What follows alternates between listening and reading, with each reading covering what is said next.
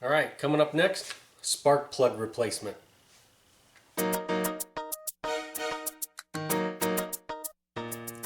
Alright, this is what we're working on today. This is a 2003 Honda Element, 2.4 liter engine, so that means it's 4 cylinders. So this is a K24.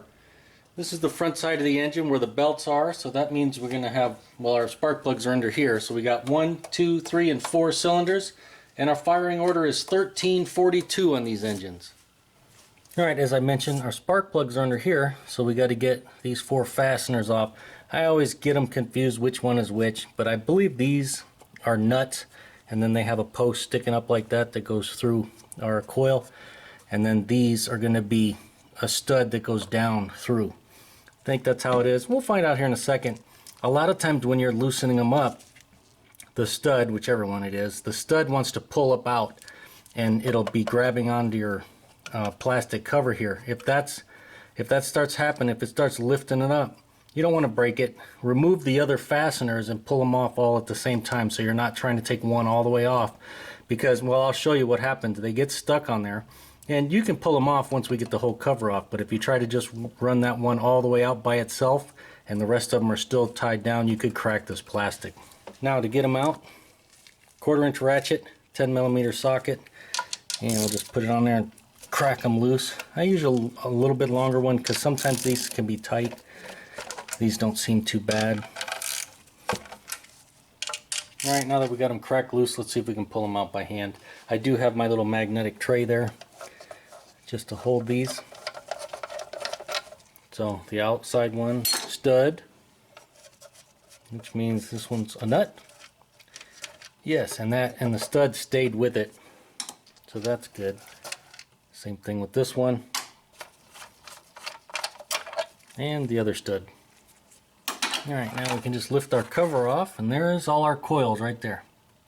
Alright, these 2 studs right here sometimes come all the way out, and so I will kind of demonstrate. So it'll be on there like that, and when you crack it loose, the whole thing comes all the way out. So it'll basically loosen up our coil, because that's what's holding the coil in. And you can see we have thread, or we have a spot where we can put our wrench right there. And so if it's still caught on the cover, and a lot of times they both do that, we'll just take the whole thing off like that with them still attached, and then you just put a wrench on this side and a socket on the other side, and we can just break them free. So not too terrible to deal with. What you don't want to do is try to take it all the way out, just this one, and have the other one still intact. Like I said, loosen them all evenly and take it all off evenly, and you won't put any pressure in one spot and possibly break it. Now, we don't want any garbage that's caught in here, dust, debris, leaves, whatever, falling into our cylinder. So I'm going to take some compressed air and we're going to blow this whole area off before we start taking anything off. Alright, we'll just start with our number 1. I have a deep socket, 10mm, to pop them loose. 1, it gets us up and over this stuff so we're not busting our knuckles, but 2, we're going to need it to go over this stud. But there we go, that one's loose. I could probably just loosen them all right now. That one's loose. That one's loose.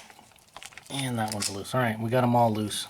Now that it's loose, we can just take our socket, help us get it out, because it's kind of tight in there with your fingers.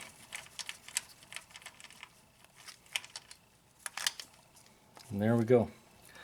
Now, what I'm going to do is lift it up and get it up high enough like this where I can reach the connector. You try to do it down there, kind of tight, especially with the stud there. Alright, being gentle to not break the connector. There's our coil. Alright, here's a shot of the ignition coil up close. We want to make sure this rubber boot is still intact. We want to make sure it's not full of oil, because that means we got a leak on our valve cover there. And we want to make sure it's not cracked, or we see any lines or any indication where the spark has jumped outside this coil. These, on inspection, these look pretty good. Alright, typically I would do all 4 at the same time, but for the purpose of this video, I'm just going to do one. We'll just do 1 cylinder from start to finish. That way you can see how to do it, or at least see how I do it. There's no reason for me to film all 4. The other 3 are going to be exactly the same. Alright, like I said before, we want to make sure we're not dropping anything into our cylinders, dirt and crap like that. So I'm going to blow off this little bit of dirt that was hiding under our coil. I'm going to blow down in the tube in case there's anything that dropped down there. We'll blow it out first before we remove the spark plug.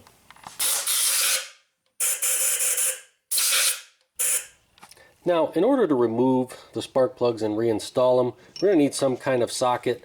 I like to use spark plug sockets like this set from Gear Wrench. This one has the extensions built in, and you can see they swivel and they have a magnet. Most of these Hondas are going to take a 5/8 inch socket, and that's what these are. So usually I'll just look and see how deep the spark plug is in there and how much room I have, and just pick the appropriate socket with the right size extension. For this vehicle, this is the one we're going to use. The other ones are a little too short, so we can just drop it into place, get it on our spark plug, and now we're ready to go. Now this is a 3/8 inch extension, so we're going to use a 3/8 inch ratchet. This one's a little bit longer and it has a flex head. We don't really need the flex, but the added length definitely helps pop these loose. Now, let's see if we can... Oh, they weren't that bad. I thought it'd be in there tight, but it's not.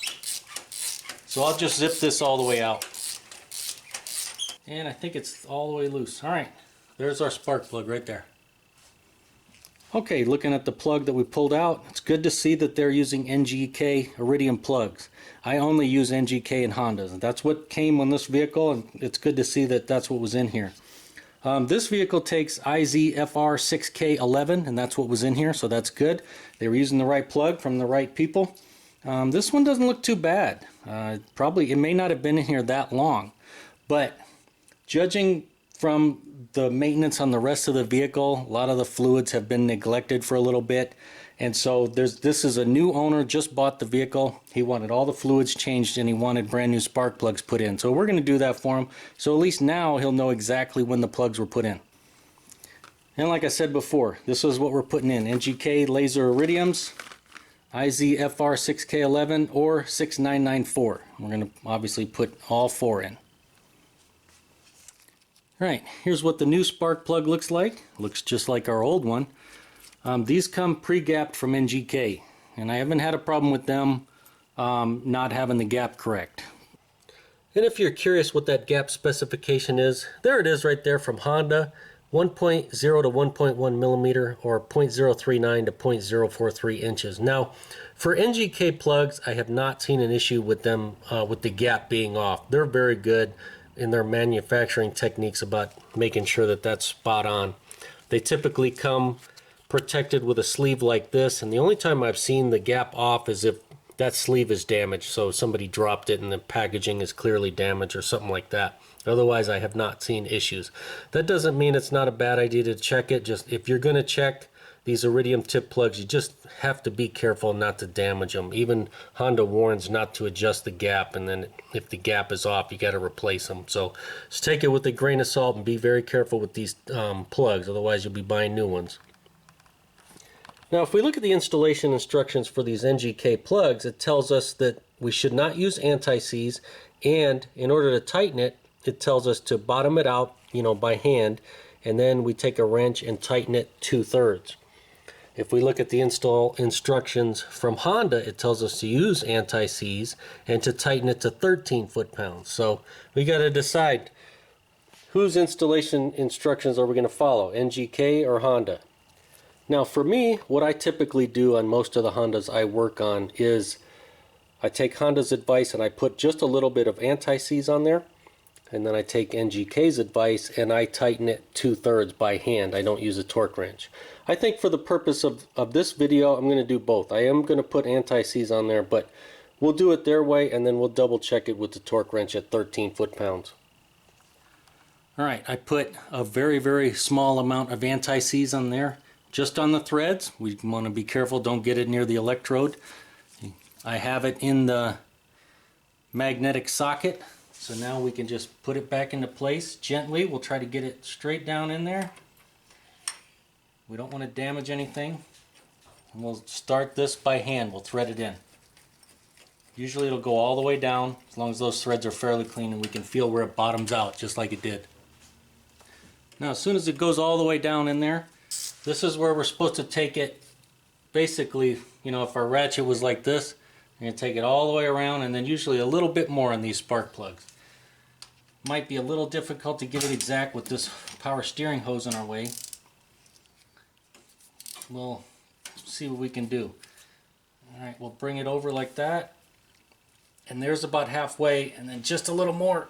And right there it's tight. So now we should be good. Now we can just double check our torque. Now 13 foot-pounds isn't very much. With a 3/8 inch torque wrench, that's at the very low end. Even with the snap-on, which says it goes down to 5. Once we get below 15, I really don't like to use it. So we'll use the 1/4 inch. We have to use a little bit of an adapter here. And 13 foot-pounds is 156 inch-pounds. So we'll just verify our torque real quick.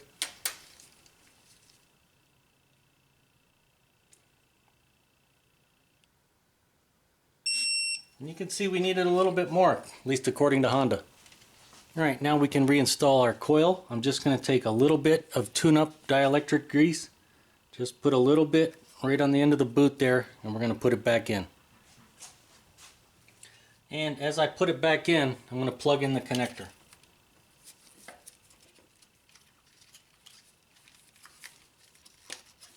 And make sure it snaps in place. We can put it in, and we can put our bolt back. And just get it snugged up, and that's it. If you're really worried about it, I believe it's 8.7 foot-pounds. Alright, now I'm just going to do the same exact procedure for the next 3. Now when I torqued this number 1, I had to torque it just a little bit further than when I stopped with the ratchet. These other 2 didn't really move. Let's see what this one does.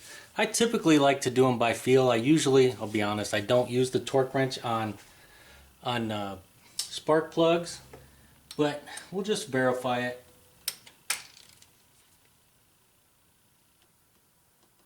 Yeah, that one didn't move, so it was already spot on.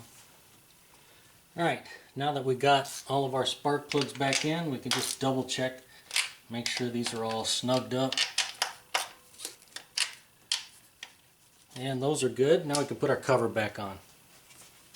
Alright, we'll set this back into place and we'll get it snugged up.